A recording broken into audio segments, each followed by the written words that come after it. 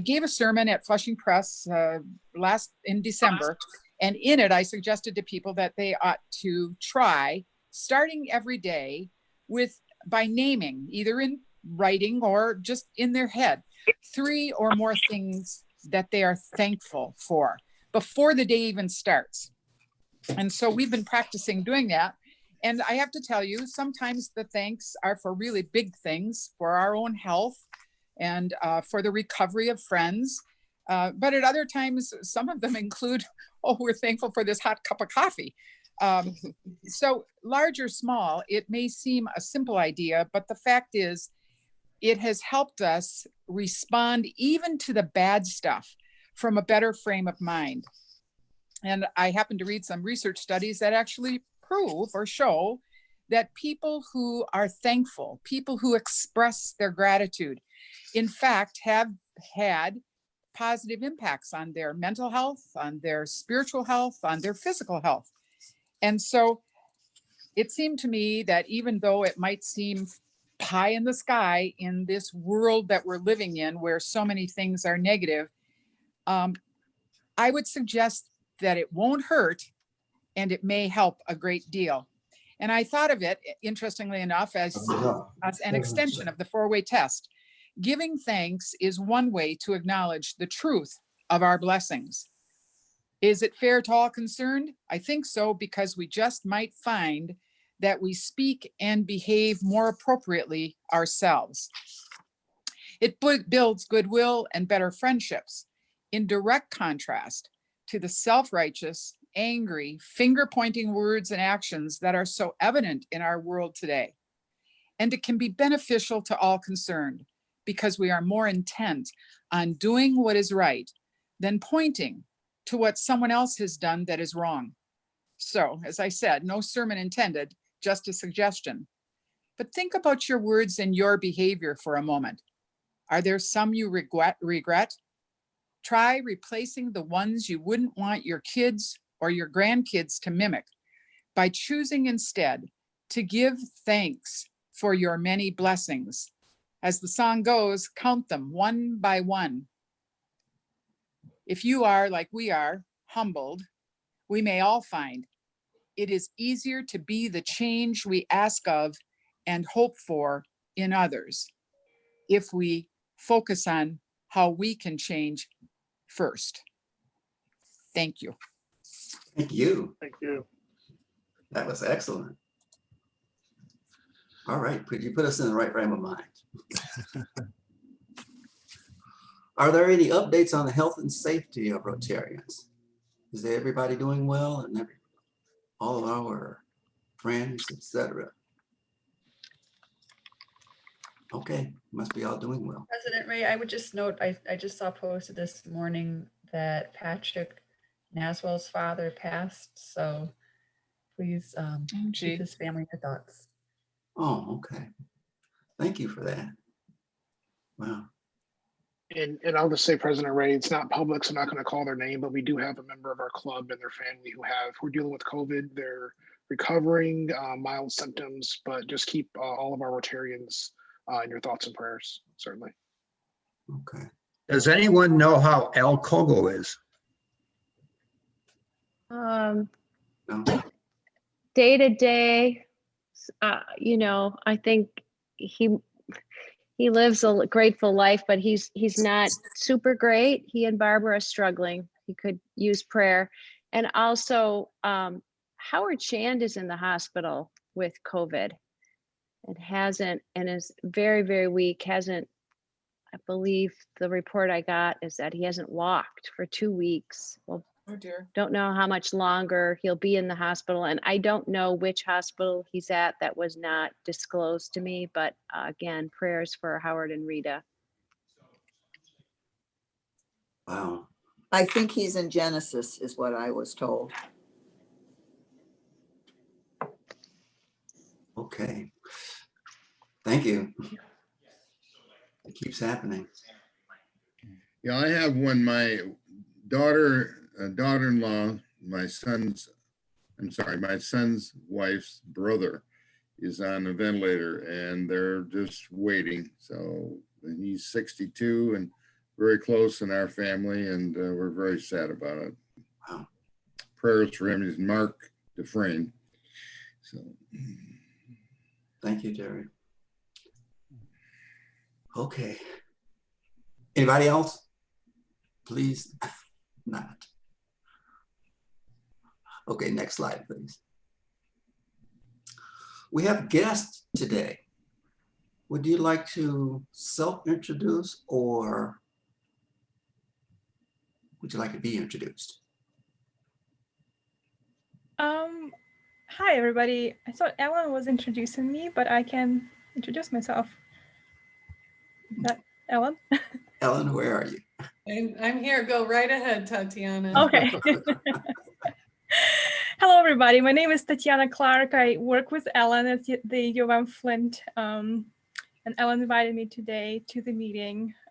So I actually have been to one of your meetings. I don't even remember when. It was probably last year, like fall 2020. It's hard to remember. Just 2019. I'm sorry. Yeah, so I'm very happy to be here. Well, we're really thrilled to have you. Thanks for coming. Tatiana, I believe, is still a member of the Rotary Club as well. I was until the COVID started. So I'm not currently. I'm not part of it at this time. But you were in one of the initial founding meetings that we had. Right. Yes. Yeah. You're welcome. Thank you. Okay. Hello, hello There you everyone. are. Yep, here I am. I'm Lynn Williams, and I am a guest of Elizabeth Jordan. She invited me today. I work with the Community Foundation of Greater Flint, and I am happy to have the opportunity to be here today. Thank you. And we're happy to have you. Thank you for coming. Okay. We're good. Anybody else? Thank the both of you. And now it's time for the program. Flint Rotary welcomes Jan and Tom with remarks from the University of Michigan Flint Urban Institute for Racial, Economic, and Environmental Justice. You are front and center. Mia, are you doing introductions? I can. I can. Sure. It doesn't matter. I can. That was my understanding. Yeah, I can, no problem. It is my honor to introduce our speakers for today, Dr. Jan Furman and Dr. Tom Bell from U of M Flint's Urban Institute for Racial, Economic, and Environmental Justice. Dr. Furman is a teacher and scholar of early America. She was a professor in the Department of English at U of M Flint for more than 30 years. And for a decade in that period, she directed the Masters of Arts in Liberal Studies. She retired from full-time academic life in June 2020 when she should be relaxing, and then decided to jump right feet first into the new assignment of planning and then becoming the first executive director of the Urban Institute. Dr. Tom Bell joined the University of Michigan Flint in August 2016. He earned his PhD in higher education leadership and a Master's of Science in Student Affairs in Higher Education from Colorado State University. He also obtained his Bachelor's of Science in Social Studies from Grand Valley State University. He has extensive professional and administrative experience in teaching and higher education, working both at institutions of higher education and the Michigan Department of Education. His research foci includes whiteness and white supremacy in the educational context, and systemic whiteness in organizations. In addition to his work, he really enjoys spending time with his partner, Christina, and their 3 amazing children, and he presently serves as the managing director of the Institute. Now, Dr. Furman, it's all good. Oh, thank you. Thank you for that introduction, because I planned to say that because I was thinking that was what you might do. And thank you for, helping to put together this meeting for us. And a special thank you to Rotarians of Flint for giving Tom and me this opportunity to introduce the Urban Institute. We have a brief PowerPoint which will be followed by a period for questions, for any questions that you might have about us or about the Institute. So I do have screen sharing capacity. Yep, you should be able to. There you go. Yes, and I'm going to go into slideshow mode. And there we are, the Urban Institute for Racial, Economic, and Environmental Justice. We are a new entity. We launched in November of, I cannot see you, but I assume you can see me. Yes. Okay, I've been having difficulty with that feature of my Zoom, and I deleted the old and downloaded a new, but it's still not working that way. But we launched in November of 2020. But anyone who has worked diligently to bring to fruition any large project knows that the launch date is really the result of months and maybe even sometimes years of preparation. And so that certainly is the case with the Institute. Tom and I have been involved since its inception. In fact, we proposed the idea along with the strategic planning DEI committee at the university. We proposed it to the chancellor, who thought it an interesting idea. And then we put together a more detailed presentation for what we wanted to do. And the university is supporting our work, and we're certainly happy about that. We have two big ideas.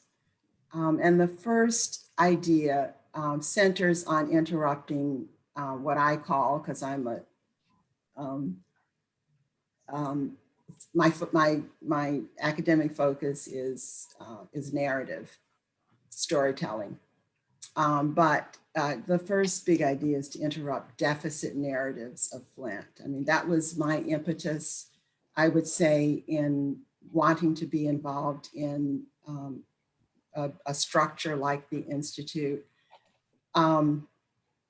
The national narrative of Flint is a narrative, I think, of what's wrong. It's a narrative of deficit. And while we have to talk about challenges, I think there's also room for balance. We need to talk really about the more complex, more nuanced story of Flint community. And that's the work that the Institute wants to engage. I'll give you a brief example. I have a colleague in biology, Heather Dawson, whose research is on the Flint River. She's looking at the ecology of organisms, the health of the organisms in the river. And she's finding that these organisms are healthy, which suggests that the Flint River environmentally is healthy as well. And she's really interested in telling that story. And I think the Institute is going to be able to help her do that. The second big part of our mission is addressing equity and social justice. We want to bring together the expansive network of expertise at the university, bring that expertise together with community wisdom and partners, foundation partners, and solve problems in schools, in healthcare delivery, in the environment. We've got expertise across the institution. And I think the Institute can facilitate collaborations and partnerships. And we're already starting to do that.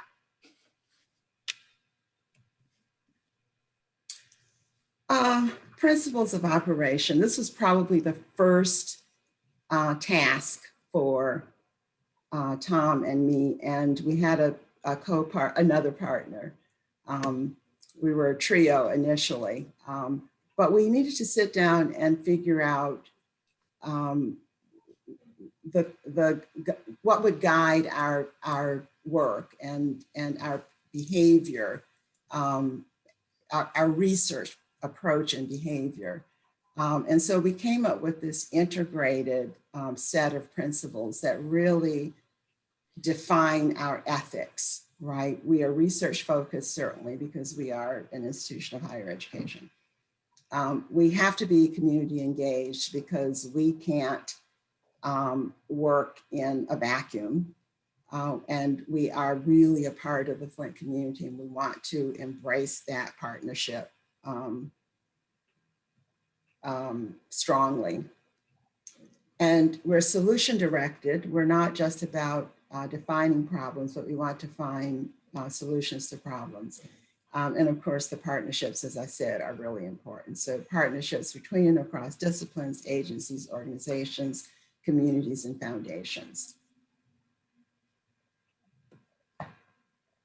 And here we are at our focus. And Tom and I talked about divvying up the responsibility for this presentation. And Tom, do you want to jump in and Sure. talk about our focus? Okay. Thanks, Dr. Furman. Good afternoon, Rotarians. Thank you for allowing us to speak today. As I was introduced, my name is Tom Bell, and I'm really excited to be here. This is actually my second time with this group. I was a guest of Mia's at one point in, I think, 2019. And so I'm honored to be back. The lunch is different this time, though, because I had to make it myself. And it wasn't as delicious as before. So anyway, thank you for allowing us to talk with you today. Our focus has shifted and is evolving. And our initial primary, as Jan kind of set out, our framework is really to look at the narrative elements and addressing inequity, specifically as it comes to racial inequity, economic inequity, and environmental inequity, and issues that stem from those. And so as we started to think about how we could move both the system elements and the individual elements within that, we started with the construct of education and youth, partly because those of us that were involved in the pre-planning and the development are educators. So I'm an educator somewhat, and have been working spent my career in education. And so we started looking at how our youth and how can we shape the system to guide youth and really shift the narratives and support systems in our communities as it relates to the educational project for youth. And so we started with this development of holistic youth, and we have a grant that we're seeking out, which we'll talk about a little later, for a project that is focusing on early child education that is happening in home, and addressing barriers that exist for resources for families. And we're hopeful that if that grant goes through, we'll be able to continue to support community work and make some policy changes in that way. As we've grown, which we'll talk a little bit about in a bit, our focus has expanded a little bit and contracted at the same time. And so we're looking at things from a system perspective of addressing the education system. We've added affiliate faculty who have focus and understanding of health and healthcare. And so we're looking at that as a system and the interplay between education and health. And then we have added faculty that are focused on criminal justice and that system. And so we're now looking at how these three separate but interwoven integrated systems function together. And so as we start to look at our projects and our focus of addressing youth, how these systems interplay and exchange with young kids. And as we build that out, what that looks like. And so we're both addressing the systemic elements as well as providing support for the empowerment elements of the individual. And so that's kind of where our work is beginning. Not to say that in a year that won't shift or evolve, based on our partnerships with you all and other community organizations and interest areas. But we really are trying to be responsive to the community as we develop this out. As Jan said, this is a brand new initiative from the university, and we are trying to be as flexible and as fluid as possible to meet the needs of our community, both in the research end and the action end. So I think we can go to the next slide. So our initiatives, as I talked about, right now, we are largely focusing on grants and foundational support to fund our work. One that gives us accountability for the work that we do to the community and those that we partner with, but also it provides the flexibility for us to work on projects that are going to create change and support change within the community that are community-led and community-driven. Right now, we have one, as I mentioned, one project that we're seeking funding for to kind of expand that. We also will be beginning an internship program within the university where we will take university students approximately 16 to 20 next year and then build that out each year to do work within the community. Some of our students will take up mentorship and tutoring work in our local schools. One group is focusing on elementary within Flint community schools, and another group will be focusing on secondary at Hamady. We will also be looking at research projects for our students in the community, and it will be student-driven research. And so that is something we're really excited about. Typically, when you pair student and faculty, it's faculty driven. We're trying to empower our students to think about research and the construct of how to create change and understand the community environments, with the hope that we will be able to secure what's called the McNair Scholarship, which focuses on students of color in education spaces to become researchers and earn terminal degrees. And it's a pathway for students of color to move from undergraduate to graduate to terminal degree. And so we're really excited about that perspective. And then the third group of interns that we will have will be community partner internships, where they'll partner with a community organization or a foundation and do work within that community organization to create change or promote process for that. So we're pretty excited about that. And those are the two major initiatives that we have right now. We're also working on a couple other projects that Janice told me not to talk about because we haven't finalized those yet, and we don't want to promise anything that we're not able to do or capitalize on. So that's that. So lastly, with this, we're also trying to be community informed, and we know we will be successful if and only if we are walking with the community as we do this work. This is not something that we thought that the university needs to be paternalistic about or approach from a lens of we have the knowledge. The contrary is actually true, which is what Jan mentioned about the narrative element. We really want the community to drive the work and let us know how we can use the resources and leverage the resources and accessibility of the grant funding that we can achieve to really support things that are going on in a positive way. So this is our first interaction with the community, as we've shared that we're pretty new. And so we're starting to now figure out what our place is within the Flint and greater Flint community and how we can function together in building this ecosystem out to really promote positive change and shift the narrative of how we're looked at in Michigan and in the greater United States and the world. So moving on, we are really thankful that we get to be here today to talk with you a little bit about what our vision is and our hopes and dreams and how we can work together. So I'll let Dr. Furman talk a little bit about our expertise and our affiliate faculty that will be joining us on this venture right now, moving forward. So in addition to Tom and me, we have six, I'll say a cohort of 6 affiliate faculty members. We expect every year to bring in new affiliates, but we're starting with 6 who represent disciplines and academic units across the university, which was one of our goals. But we also solicited individuals who currently have projects going and collaborations going in the community, and who are focused on community engaged scholarship. So, you know, my emphasis is narrative and writing, and I can provide some support for grant writing.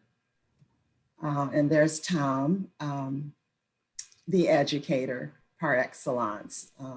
He has lots of connections in the community. Tom, you want to talk about what you do? Yeah, so my other job within the university is I'm director of the Center for Educator Preparation. And so I oversee all of our education programs from early childhood through superintendent administrative preparation, and all the things in between. And I work with faculty on those areas and partnering with our schools and figuring out how to better prepare our future educators in the space that they're going to be in. In addition to that, I do assessment and data and continuous improvement efforts. My office oversees that as well. And then we also are the student services arm. So we support students throughout the continuum of their undergraduate collegiate career in that. And so we are also in the process of examining how we are part of the challenges in preparing educators. So we know that education in and of itself is largely, I won't say to blame, responsible for some of the systemic issues that exist because of the way the system has been devised, or the curriculum are developed. And so our faculty are working right now to figure out how to undo that and also work work in a different way. And, you know, as Amanda Gorman so eloquently said on Wednesday, we've modified this. We had a meeting about this yesterday. Being American is more than pride we inherit. It's the past we step into and how we repair it. And we're taking an approach with our educators of saying being an educator is more than pride that we inherit. It's the past we step into and how we repair it, knowing that we as educators have to figure out how to fix this as we go. And really embracing that call to justice, call to really work on moments of equity and justice in the educational system. So that's a little bit about me. Ben Gatos is chair of the art department and co-creator and editor of the Flint magazine, and has a really interesting project with students, ongoing project, continuing project with students who work on socially relevant design, community-led social design. And students find it fascinating and interesting. Ben, as you can see, is an innovator and is creative. He's our go-to person for humanities in place in Flint as we begin to tell stories and then construct artifacts that represent those stories. Lisa Laperos is focused, her research is focused on health disparities, primarily in the Latinx community, but also in other vulnerable communities. And she's a part of the social, or of the health sciences and public health. I know that she and her graduate students hold annual blood drives, and I think they're the largest blood drives in the community. And then her undergraduate, she works with undergraduates on health education in the community. I know she's worked in North Flint with churches and community organizations. Kathy Miller is associate professor in the School of Management and has always been interested, and I think has been sort of ahead of the curve in this, in social accounting again, looking at accountant responsibilities and working with clients.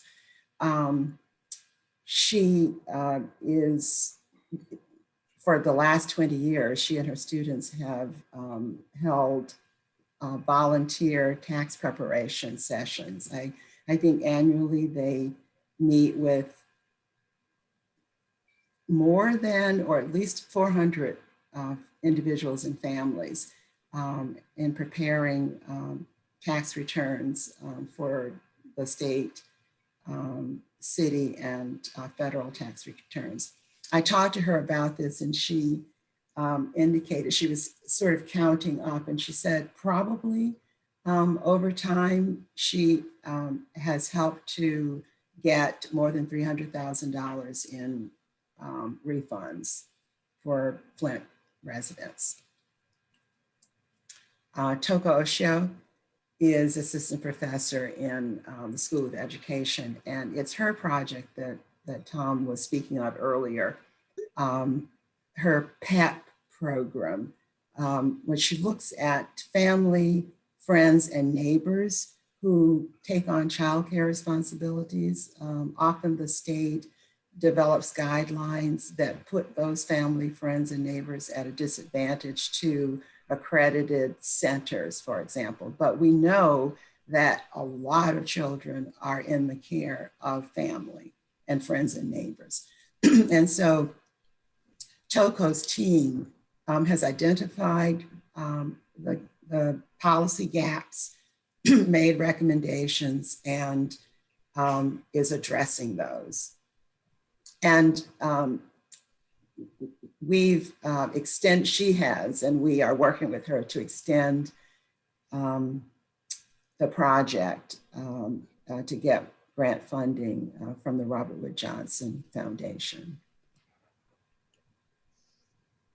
Carmen is our go-to person for community-based participatory research. She knows the theory, she practices it, and we're happy to have her on the team. And then finally, Jeremiah Wade Olson. Tom spoke of him, his work a bit as well. Tom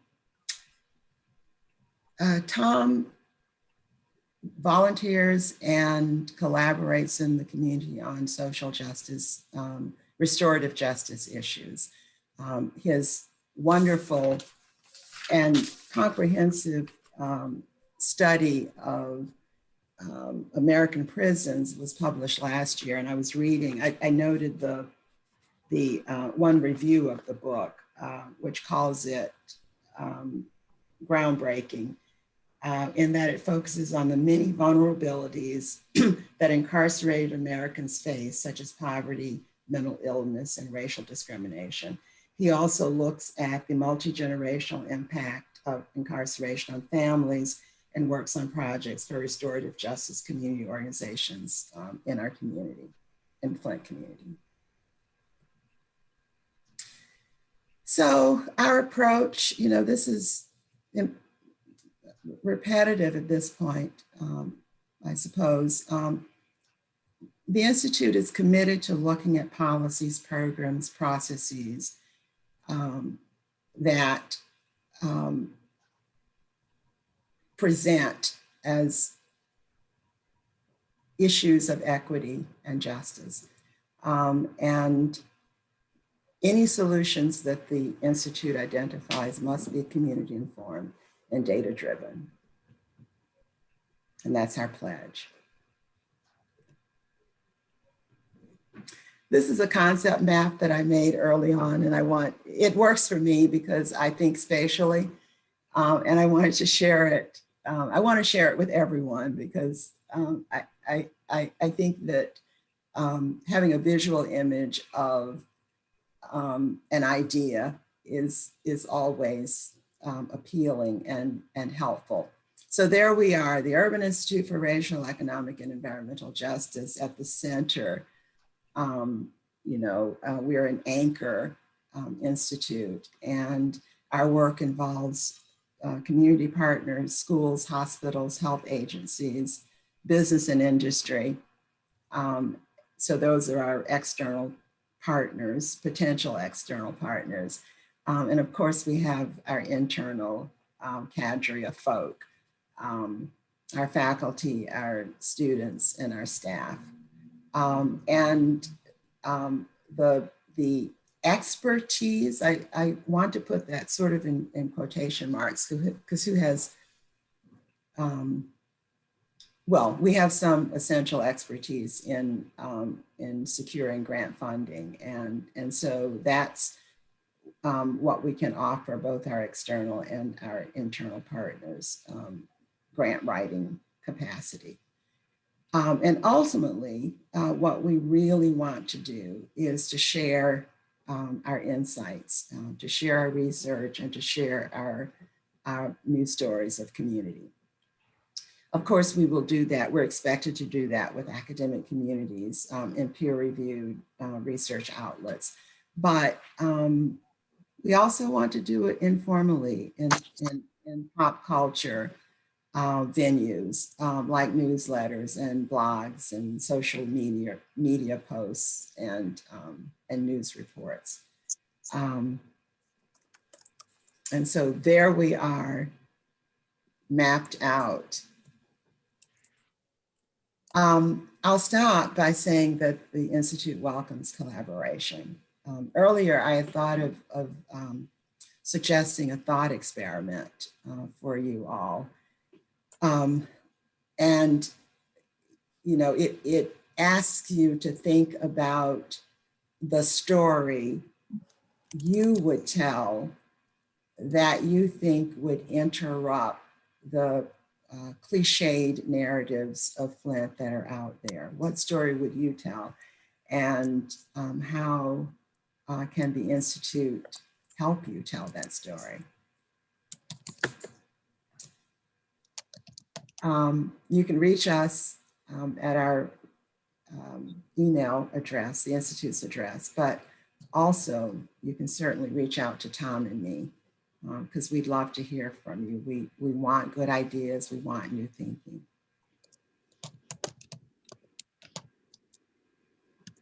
And here we are at questions. Questions? Excellent presentation. Very good presentation. Very good. Well, it did help to meet you before. You're just, I want to be a part of this group, you know, so well, that's good. The tables are turned now, right? I'm inviting you, but then I'm forcing myself on you as well, so. Not really. She has that tendency. That's kind of how our relationship bloomed over the last 7 months. This will sound like a silly question, and maybe I don't mean it to be negative or positive, just a question. In our community, regardless, white, black, Spanish, and all the rest of it, family unit seems to be a problem in many cases. And family unit supporting education, supporting this sort of thing. Does any of your part of what you're doing include that concept and suggestions on what how we address the family unit? I don't mean it to be a negative or anything else. It's just a question that always bothers me because I think it starts right back at the core of the family unit and keeping together. So it's a question. It's a good question. Tom, are you about to say something? I can talk a little bit about that. Especially in relation to schools and the kind of internships we are planning for our students, which would also involve, it involves the entire community, not just the school community, but an entire community that includes parents as well.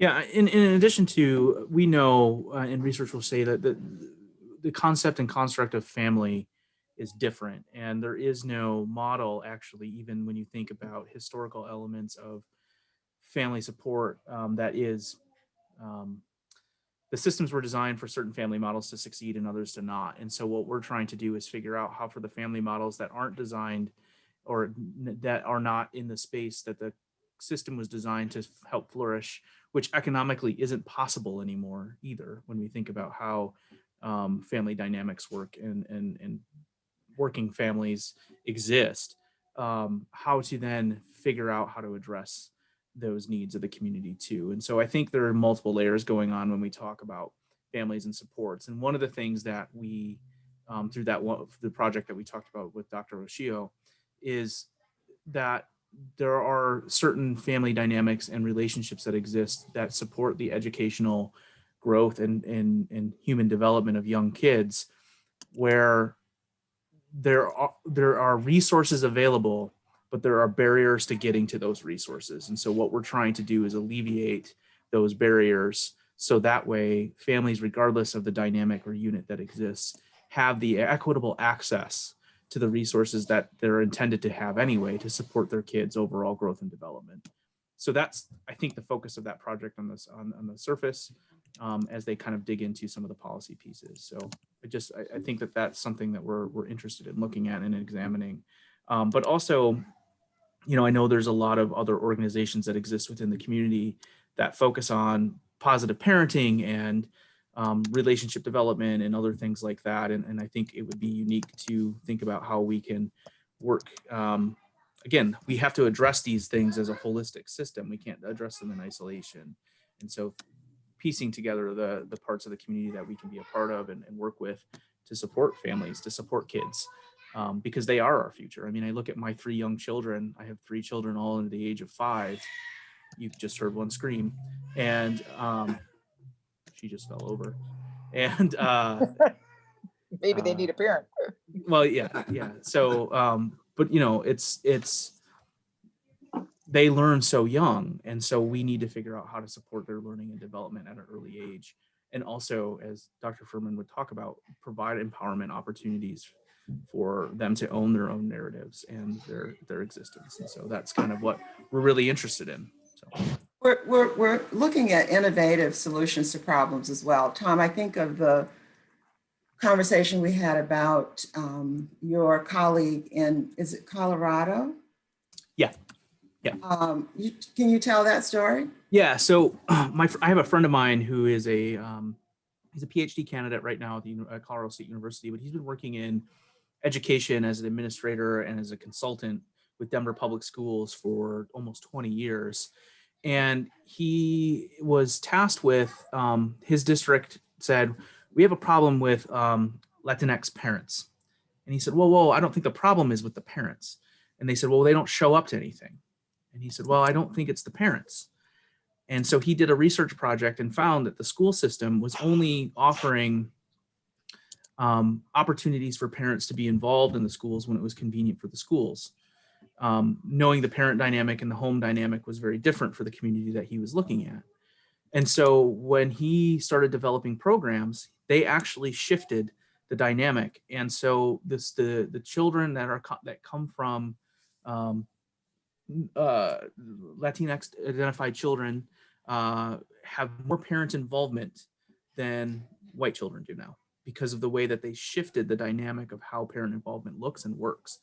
And so his whole thesis was that it's not that they don't want to be involved, it's that the way that we're designing the involvement isn't conducive for the family dynamic that exists.